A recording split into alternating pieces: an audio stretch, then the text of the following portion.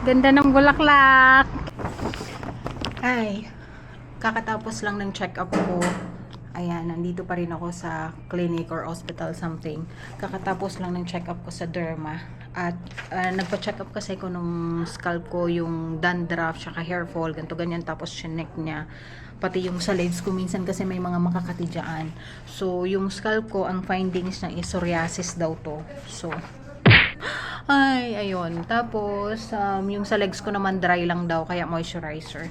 Bali ngayon, ang gagawin ko na is, pupunta na ako ng pharmacy para kumuha ng gamot gamit yung card ko. Ayun yung ano ko number sa pharmacy. Pero ang ano tawag doon? Ang tinatawag pa lang is 558. Ang tagal ka pa mag-aantay. Waiting lang muna ako. Okay na, tapos na yung check-up ko at eto na yung grocery ko sa pharmacy. Sa dami-dami ng pagsha-shoppingan pharmacy pa. Naku naman.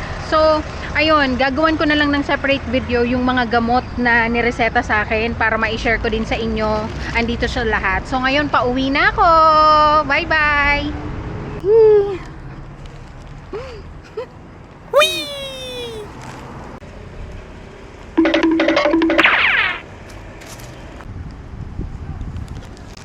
Tumigil muna ako saglit, tumambay muna ako. Naka 2 hours break kasi ako nung nagpa-check up ako. Tapos maaga ako nakatapos, bali 1 hour lang yung nagamit ko. So may 1 hour pa ako. Doon ang daan pa uwi sa amin. Yan, dyan. Pero wala, magpapahangin lang muna ako dito sa labas. Yun. Ayun ang pangyayari sa araw na ito. Yan. Ganda ng langit. Ayun lang.